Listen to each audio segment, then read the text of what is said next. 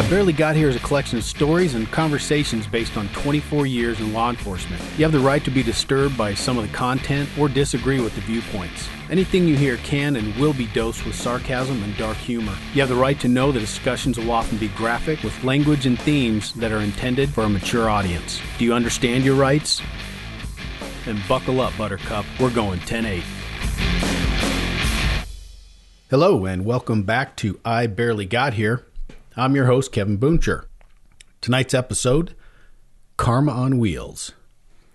There's a lot of different beliefs out there about whether people get their just cause. You know, what goes around comes around, karma, bad luck, or good. However you want to put it, as we all kind of bounce our way through our lives. Some believe that it's all just chance. There's no luck, no bad luck. Things just happen completely random to completely random people. I guess I fall somewhere in between, not believing in karma completely, but also finding it hard to explain how some people draw way more than their share of either good things in life or bad things. Then throw in religion and try to square that dynamic in the mix, and it's more complicated. I guess it's just easiest to live your life as best you can and treat others as you'd like to be treated, as they say. The most telling or convincing clue for me, meaning when I know that I'm about to or I'm getting hit with a good dose of karma, is hearing the dreaded, "I've never seen that before," or worse, "We've never seen that before." I recently had to pick up a new laptop, not because I wanted the latest greatest, but because the one I had was just old and not working so good anymore. I'm kind of beyond getting new laptops and cell phones and TVs and all that stuff based on having to have the coolest stuff. Because I used to. Now it's strictly on a, well, do we need it or do I need it? I've been at this point for a while now. And when you're kind of the only tech guy in the house and I'm like 200 years old in tech age, the less that I have to deal with, the better. So anyway, with the laptop, I screw stuff up, of course, while I'm trying to transfer stuff from one to the other. And I have to go to a place with people that are half my age to help me out, help me get this thing unscrewed.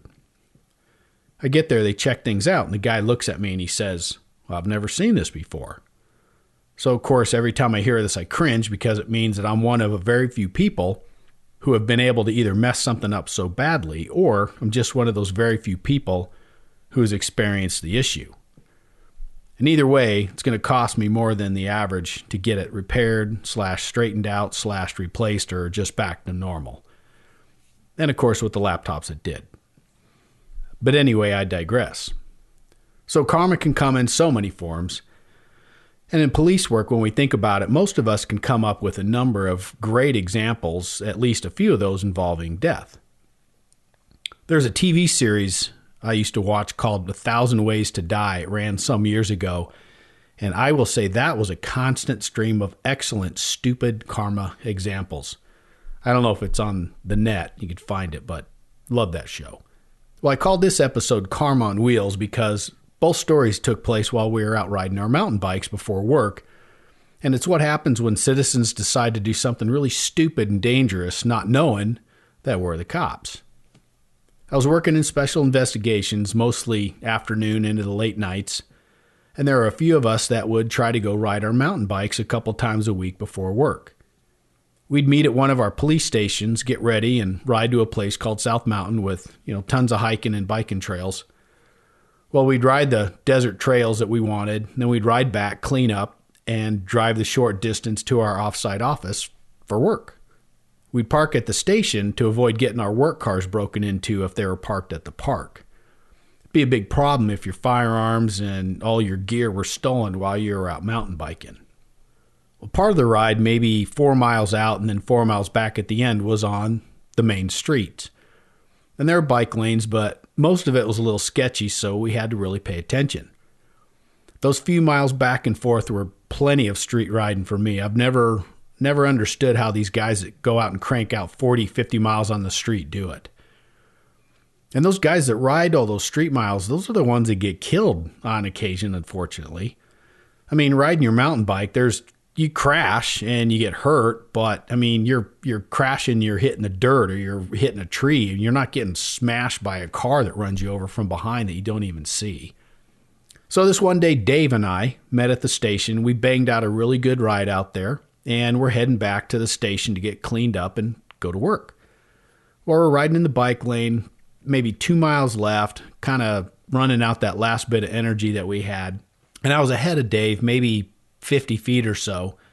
And, really at that point, you're just concentrating on watching cars and trying not to get run over. When you're riding the way you're supposed to, you ride in the bike lane, you're running the same direction of traffic, and you just kind of watch for those left and right turners that aren't paying attention and sometimes start turning right in front of you or on top of you. Well, I'm tooling along. I'm just trying to stay out in front of Dave when I catch a red light with maybe a mile left to go. And almost as soon as I stop, he comes flying up next to me, and I can tell he's all fired up about something. He says, a woman almost hit me on purpose. Now, he said this with a lot more colorful language than that, but that was the basic gist. He gives me a couple words of detail, and he's pointing back at this parking lot maybe a quarter mile back. And he said he watched her park in the parking lot, but, kind of left after he saw the car stop.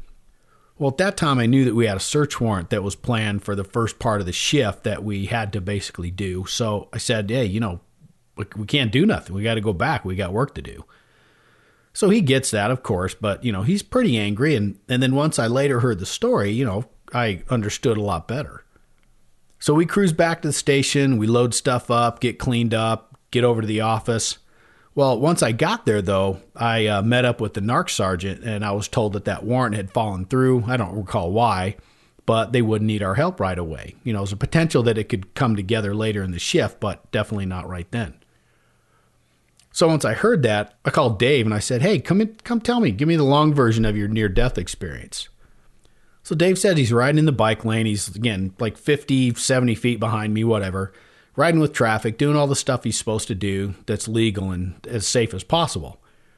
Well, as he approaches a driveway for this one business complex, this car pulls right next to him, kind of slightly gets in front of him, and then just suddenly revs the engine and jerks the wheel, with the car pulling right in front of him. Well, Dave had the right of way, of course, as, that person on the roadway had to yield to whoever was moving past the driveway versus her wanting to turn into it. So Dave brakes hard and locks up the wheels to avoid smacking into the side of this car and then, falling / tumbling over the hood, and he barely gets stopped in time. He looks at the driver to give her an education and sees that she's not really even acting like she made a mistake like most drivers do when they do something like that. And she's not acknowledging that she did anything wrong, period. Well, she's angry at Dave for, I guess, being in the way. And he thinks that she was probably in a hurry to get to work. So he's kind of staring at her, throwing out a couple bad words or two, and, just lets her go complete the turn in front of him. And she's glaring and throwing bad words back at him. So Dave's sure that she did it on purpose, and I'm sure she did too. And we've seen it in the past. Most of the time it's a mistake, but sometimes people are just jerks. But, this time it was really dangerous. It's just more so dangerous than some of the other times that we'd experienced. He said he saw her as she was kind of watching him for her car as she was passing him, like she obviously knew he was there, coming up to the driveway.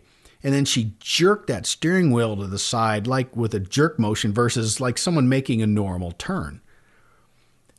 Well, after she passed, he kind of stopped for a minute at the driveway. And then he kind of rolled into the parking lot a bit, keeping her car in sight. And he saw that the car parked in the parking lot. And that's when he kind of took off to try to catch up to me to tell me what happened. He caught up to me at that light and then told me.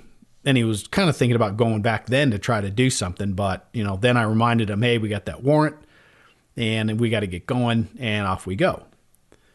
Well, now that we're at the office and we didn't have anything that we had to do right at that time, he wanted to go and try and find her and, at least maybe write her a ticket. We discussed a couple more serious charges, but kind of came to the agreement that if he found her, probably just a ticket would be enough to teach the lesson and get the point across. And I wasn't worried that he'd do anything silly now that he'd had a chance to kind of calm down and cool down from that hot ride. But I also know how easy it is to transform into that pen F mode, or pen complete the bleep, as we called it, if someone's a complete jerk and cops an attitude. And, when we talk about pen F in somebody, it's someone's just asking for additional charges or tickets or whatever else, and you went up with the intention of writing one, and the next thing you know, you're writing 4 because, well, that's just what happens. So anyway, I reiterate to him, hey, don't get crazy, but yeah, if you can track her down, that's fine. And then if this warrant spools back up, I'll just give you a call and you'll have to drop what you're doing. So Dave drives back over there, and what do you know? Car's still parked in the same space that it was earlier.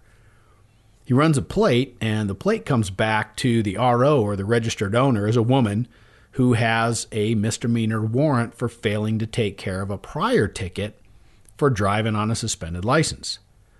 Can you see it coming?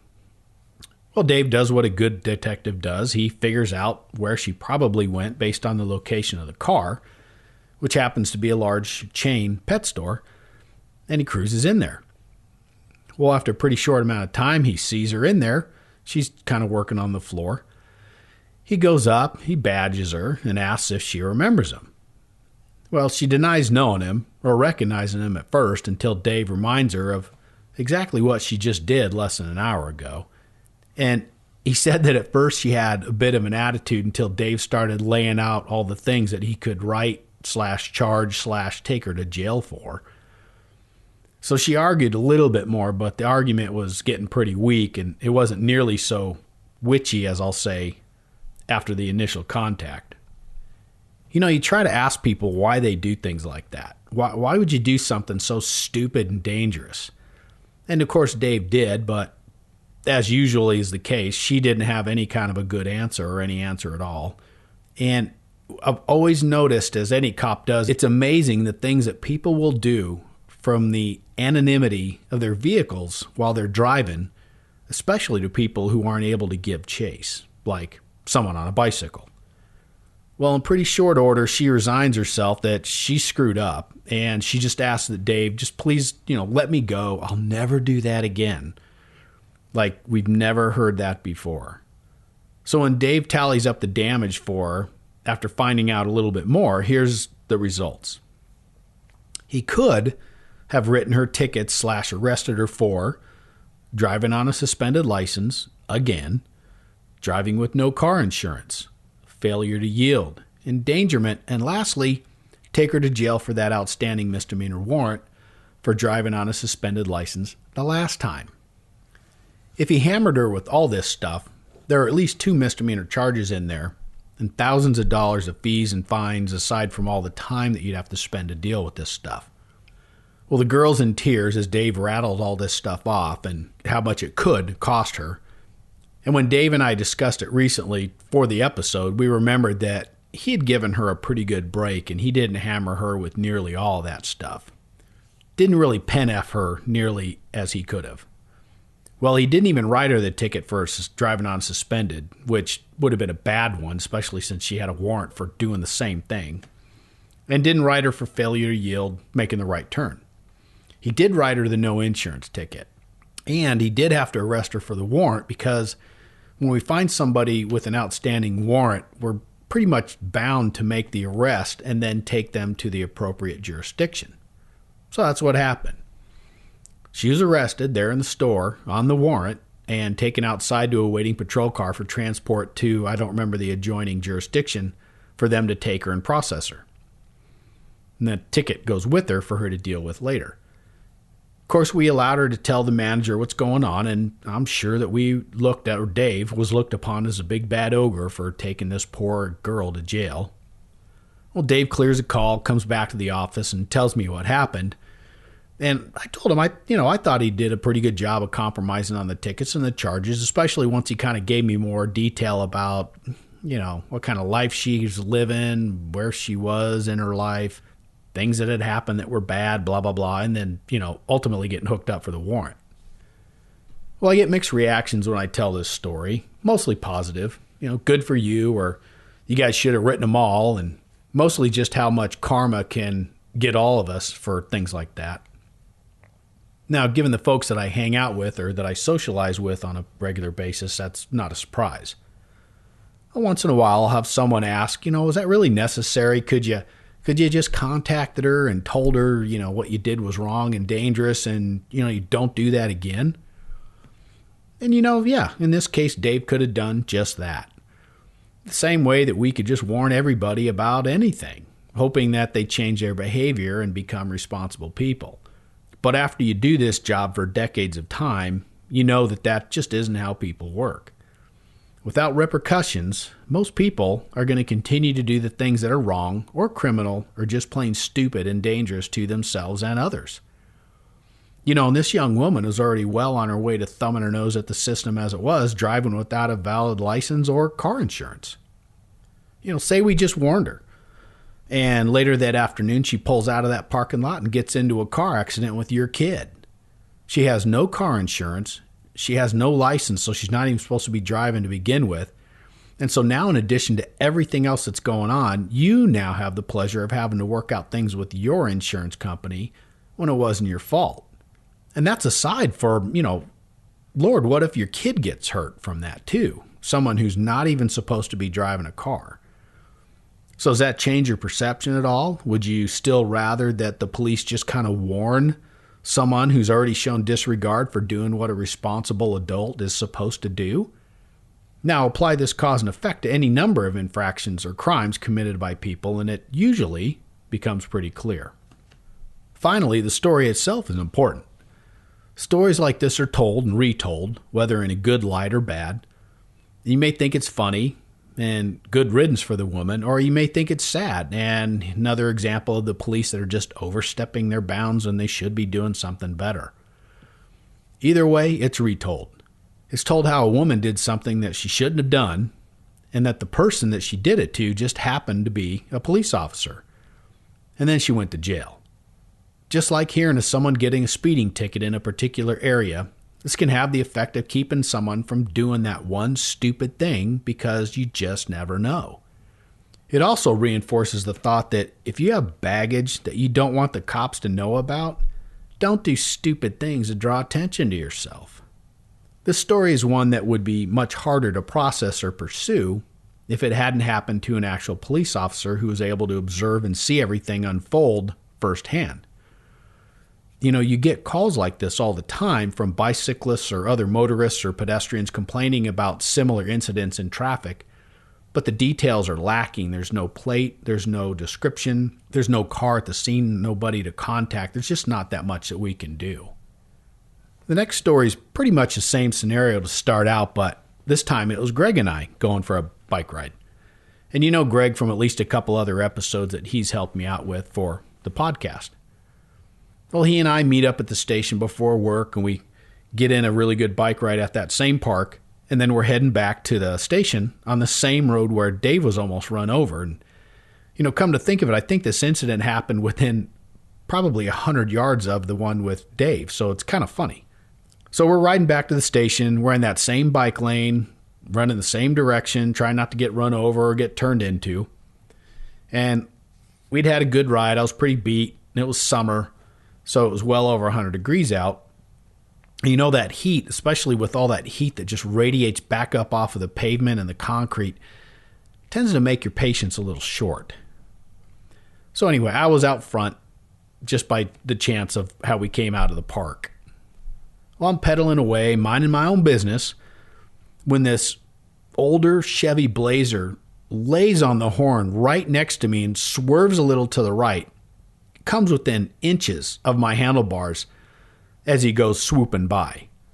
Scared the hell out of me. It's all I can do to not crash, trying to avoid this sideswipe motion this guy made, but I stayed up.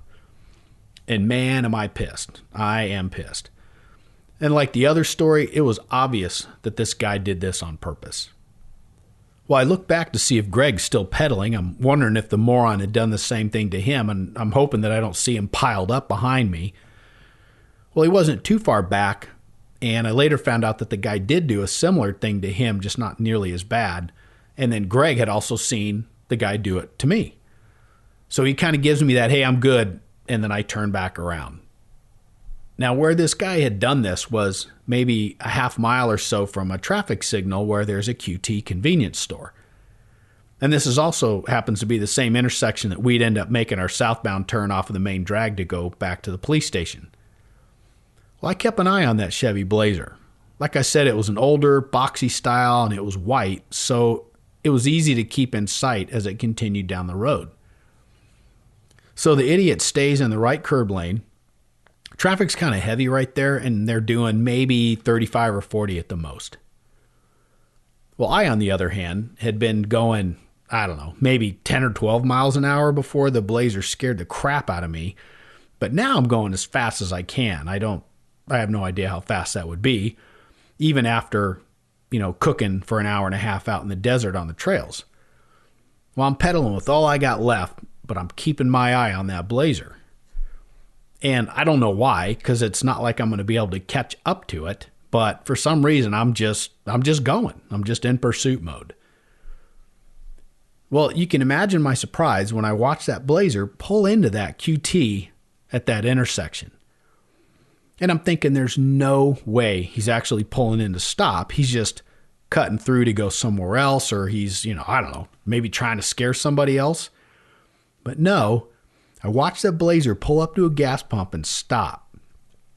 Now, by this point, I'm maybe 300 yards away from the QT, but I'm closing in pretty quick. And I'm thinking, this guy is a moron. He has got to be really dumb. I mean, if he paid any attention at all, he would have seen me in his side mirror and thought, okay, gosh, this guy on the bike that I just scared the crap out of is pretty close. Maybe I should go to another gas station. But no. So by the time I pull into the parking lot of the QT, there's this guy standing at the side of the Blazer pumping gas like it's no big deal. Well, he looks like the guy that I saw driving that Blazer. The hair, the shirt, his profile, all that stuff is matching up. And there's nobody else there, and there's nobody inside the Blazer. So for me, it's plenty to assume that this is the guy who just about made me crash and get squashed in traffic. Well, I ride up to the guy and I step off my bike, lean it against a trash can.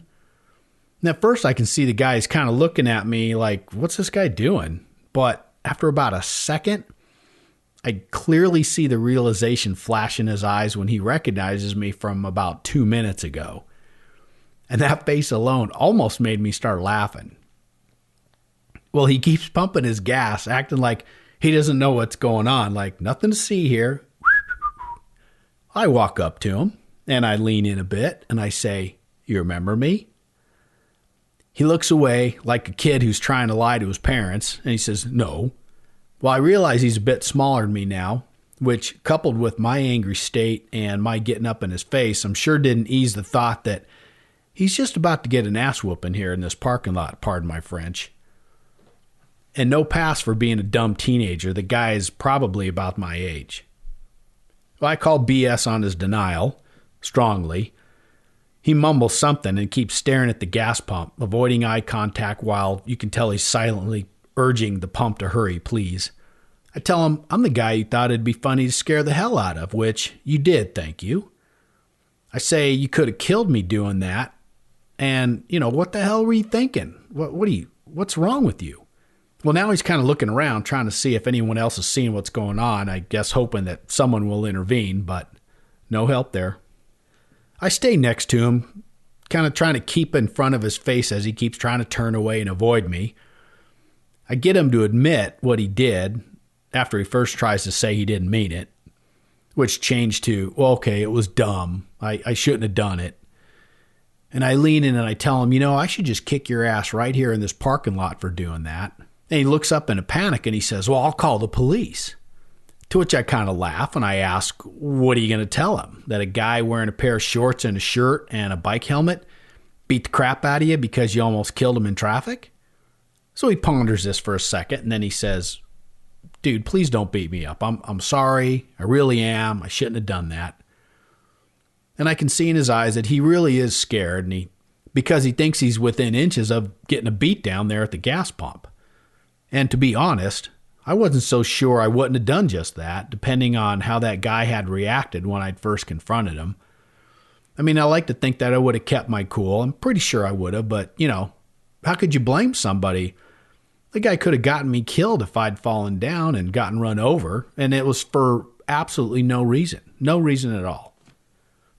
But I can see the points being made, and then right about this time, Greg rolls up on his bike, which kind of adds to this guy's belief that, man, he's in trouble. as I'm pretty sure that he recognizes Greg as being the guy was the first bike that he had buzzed before he decided to really swipe at me. And Greg doesn't alleviate the guy's fear at all when he says, well, what are you waiting for? Like looking at me, meaning, when are you going to drill this guy in the face? So now the guy's looking at me like he's about to pee his pants. And Greg says, it's assholes like you that make riding a bike so dangerous around here. A couple other statements. And the guy actually says, yes, sir, after that one. Another indication that we're getting the point across. I get the final hint that I'm about done as I see that his lower lip's trembling. So I say, you know what? You're lucky. I'm not going to do anything to you today. But if I was somebody else, you just never know what would have happened. And I say, and I'm going to assume that you're not going to do that again, right? He says, no, sir. Visibly relieved that he's going to get to leave there in one piece. He's done with his gas. I don't know if he actually filled up or just stopped pumping. And he gets into his Blazer and he slowly pulls away. Well, Greg and I watch, kind of waiting to see his hands come flying out of the window for him to tell us that we're number one with his middle finger, or, even just to yell something at us. But I think he was still so shocked that we had found him and contacted him that he kind of figured, I'm just going to leave things be. And after he left the QT, Greg and I laughed a little and shook our heads and, jumped back on the bikes and took off to the station to get ready for work. The story was told at the office later that afternoon and numerous times afterward, just like the story with Dave and I.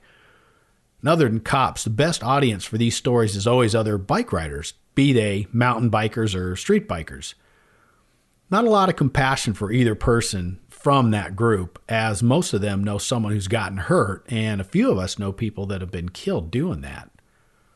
I like to think that both of those folks maybe learned something about their chance run-in with an off-duty cop and the subsequent results, but who knows? So with that, I close this episode of I Barely Got Here. Thank you for listening, and if you like the show, please subscribe and post a review, and ask your friends to give it a listen. If you have a question or a comment, you can always shoot me an email at ibarelygothere@gmail.com, and you can also follow me on Instagram and Facebook. Sam42 is 10-7.